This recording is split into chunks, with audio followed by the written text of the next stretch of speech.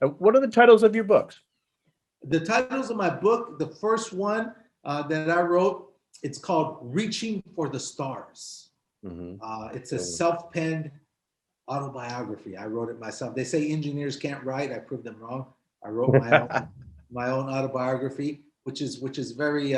You'll see it. It starts from when I have memory all the way to where I got selected as an astronaut. So it takes him through the journey. I share that 6-ingredient recipe, the 6 being mind, perseverance, in that book, and it's a good book.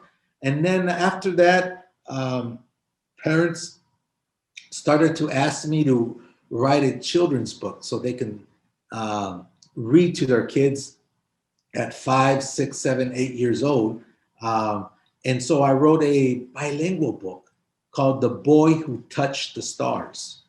And it's basically a summary of my Reaching for the Stars self-penned autobiography, but it's down to the level of a kid where he sees pictures, and it's just, big overview picture of how I became an astronaut. And so, it gets them thinking about the fact that, hey, I got to work hard. I got to do well in school if I want to become an astronaut. I want to become a doctor. And, at the very end, I asked them, what's their dream?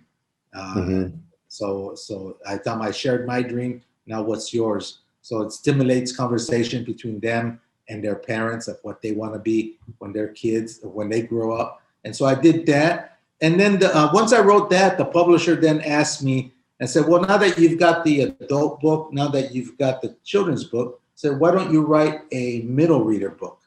We want kids in middle school, high school to read your story as well. And a autobiography may not be of much, as interesting as something written specially for them.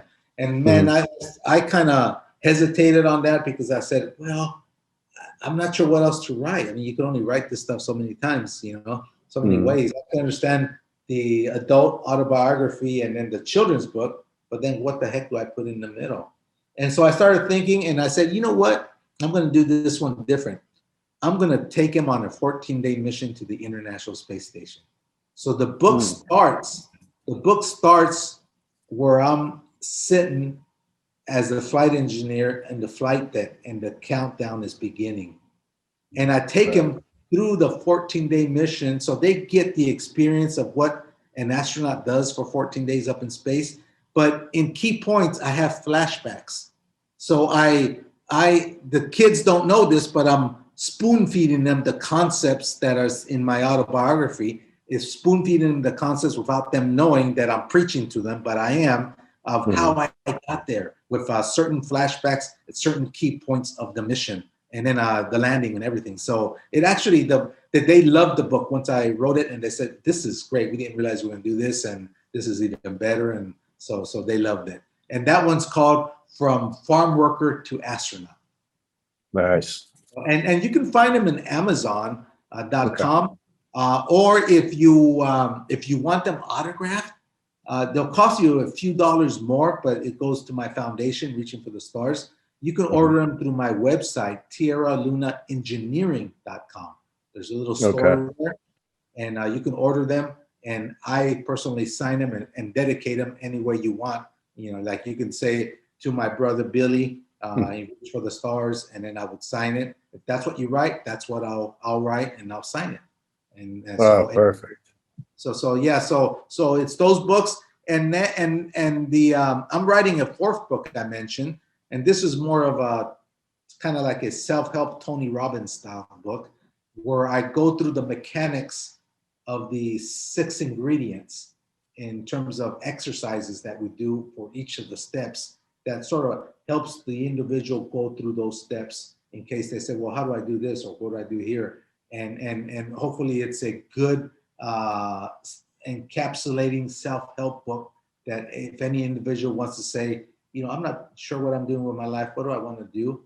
Well, remember the first step is decide what your purpose in life is. And so I dedicated a whole chapter on how you can go about doing that. And then recognize how far you are. And then I go through a whole chapter talking about, hey, what's your reality here? No kidding. Let's not lie to each other. What's your current reality? Where are you at? You recognize where you're at? You know how far you are from your goal? You know what you need to do? So, it's it come to Jesus kind of chapter that says, Hmm. hey, don't lie to yourself because it's only going to make your job even harder to get there Right. if you're starting from a false position kind of thing. It's those type of things that I do. So that one's going to come out probably in June, July. So I'm very excited about that one too. Wow, what a great concept. Now, for young immigrants of today, what advice do you have for them? Well, I mean, it's the same advice that my father said to me. It's that 5 ingredient recipe. Is that I think I'm living proof that sky's not the limit anymore. The stars are, and so I always tell kids it's okay to dream big. You can dream big, but you got to be willing to put the work and the preparation to convert that dream into reality.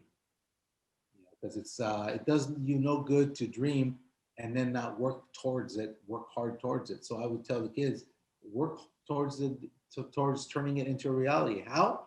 Look at my 6 ingredient recipe and you'll see that it's broken down very simply there. And it's not going to be easy. It's hard work. The recipe is simple, but the work is really hard. But if you really want it, man, you can do it.